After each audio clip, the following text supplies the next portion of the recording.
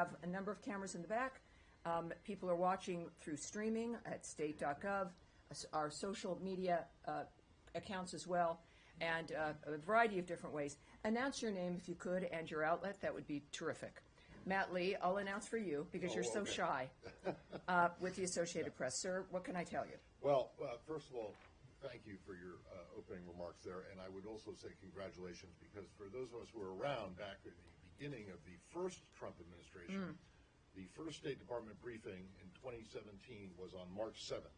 So you have beaten that by 1 day. There you go. I don't know if not that you're competitive, but I did not know. You know, all right. Anyway, so thank you. You got that. You have a record already. Okay, thank you. So anyway, yes, thank you very much for your commitment to, speaking to us and being open and transparent.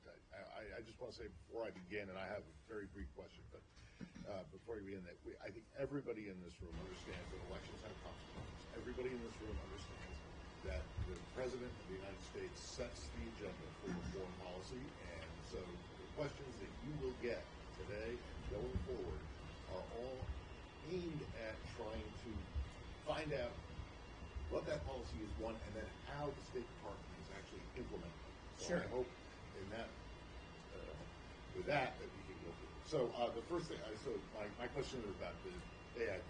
Sure. USAID. So on January 20th, the entire Function 150 account of the federal budget, which is all of the State Department and USAID, including operations, salaries, was roughly about 1% of the budget.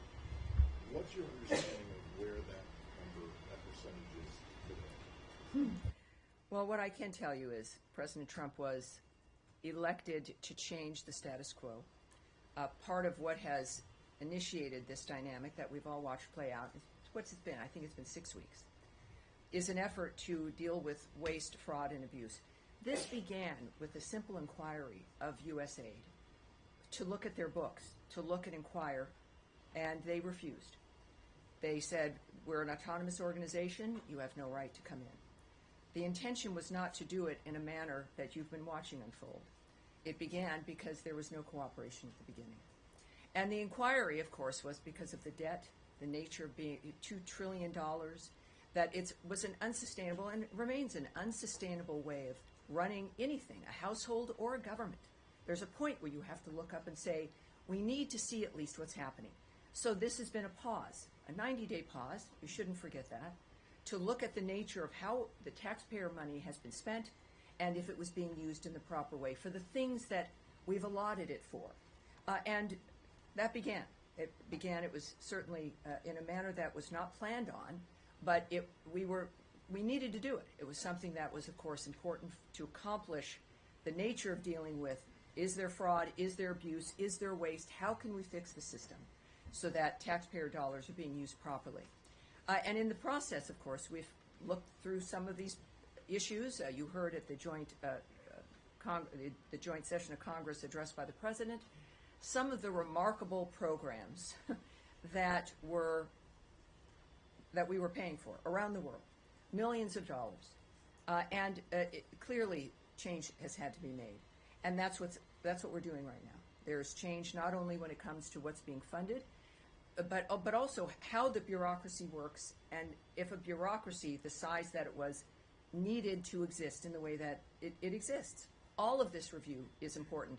At the same time, within a review like this, because you're looking at whether or not there's an efficiency in the way money is spent, it doesn't mean that we're not going to be doing foreign aid. It's a matter of how are we going to be doing the aid, and if it is effective, and if it is efficient, and if it achieves the goals that we want that make America safe, more prosperous, more secure, and there's nothing that's deviated from that.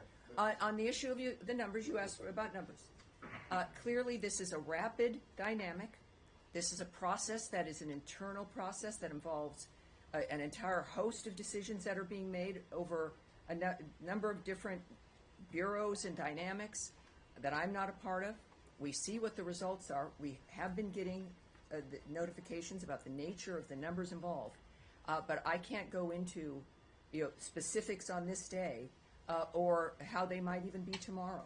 But yes. The reason that I pushed on the Yes. percentage number was because one of the first fact sheets that this department put out, and I know that you probably didn't have much of anything to do with it, but it was don't underestimate me.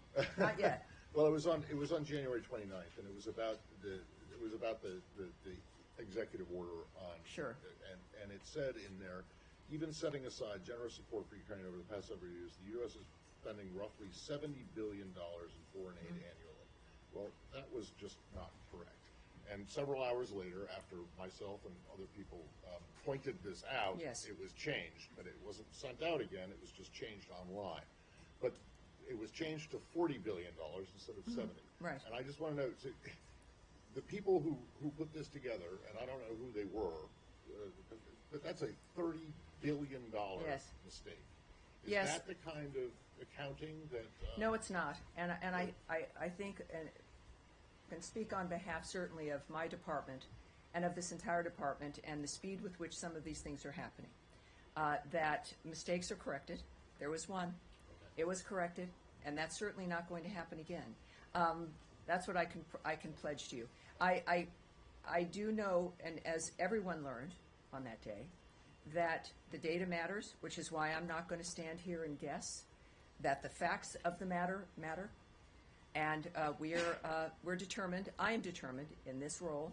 This is not just a first day for me, but also for the department to see the nature as a reminder of what you're all interested in and what we have to speak to, and I appreciate that. But yeah, it's everything's a learning curve.